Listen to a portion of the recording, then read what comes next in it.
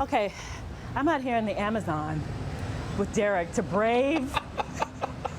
Derek, it's hot out here. You know, orchids grow in the Amazon with no care. Well, one thing that loves humidity is orchids.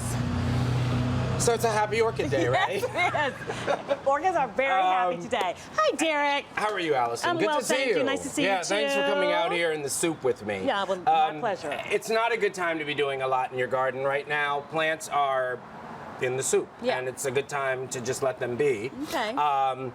Orchids. A lot of us have tried them inside and we become afraid of orchids because they're so beautiful. They are such, you know, amazing looking plants and you think, oh my God, I can't do this. Right. Orchids are actually very, very easy to grow. Really? Yeah, you have to have a container that's lightweight planting mix. So usually what you want to do is a commercially prepared container mix.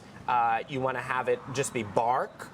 A lot of the orchids that are coming down the pike today have actually been grown in a sphagnum mix, which all this is just a sphagnum. And it's a very lightweight mixture.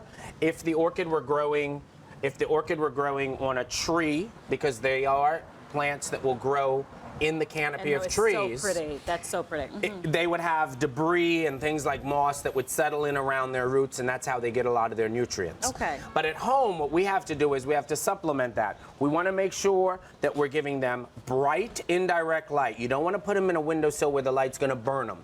You want to make sure that they have a lot of humidity. What I like to do is you can get these larva stones from a garden center, and what I like to do is use that in a tray like that and just add water to that. What's going to happen is that the larva stone, as you can see, it's being absorbed right there. The larva stone is going to actually absorb the moisture, and then it's going to give humidity into your airspace. And I usually tuck it right underneath the orchids. Okay. Also, make sure that you're watering them at least once a week, fertilize regularly when they are growing. When they have blooms, you want to stop fertilizing them. Now, Phalaenopsis orchids, which is this moth orchid, it's also called, this one here, they are the best starter orchids. They're easy, easy, easy to grow. Okay. Now, one of the things that you want to realize with the Phalaenopsis, most other orchids, they bloom once, and then when that bloom is done, or the multiple of blooms are done, that's it.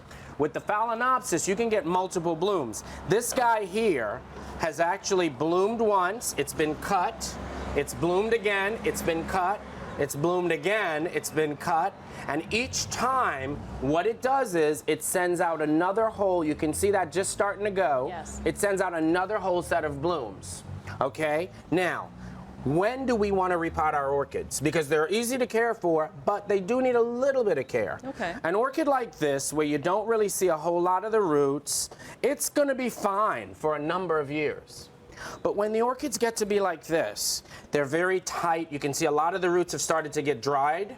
What you want to do is, I used a knife to get this out of here because it was really connected. You want to pull that out. Boy. You want to get rid of a lot of this old planting medium. And what you see here, Allison, is that it's really got some good fleshy roots. And that's what has started to come out of the soil. So these are roots. These are roots. But where they've dried up, these really dried ones, that is a sign that the orchid needs to be repotted. Okay. Okay, take a little bit of this commercial potting mix. This potting mix usually has bark, it usually has some perlite, and then what you basically want to do is, don't be afraid, because you won't really hurt the roots, because these are air roots. These are all about clinging. The orchid uses this to hold on. Shove it down in there. Put some more of this on top of it. I like to add a little extra charcoal because the commercial mixes usually don't give you enough. Charcoal helps to sweeten the soil. It helps to break up the effect of the fertilizers. And then the last thing you want to do, we don't want it to flower right now. So I'm going to cut this, although it's been very, very good and it's produced a lot of blooms, we're going to get rid of that because what we want the orchid to go into now is a period of growth. If you want more, you can hit him on Facebook or Twitter at Thomas Garden Guy. Follow me on Twitter. A lot of these questions came from there. Tony, inside to you. Thank you, Derek. Thank you. Let's go inside now. Yes, get out of the Amazon. Right, okay. Allison, you're not going to be happy when you see your hair.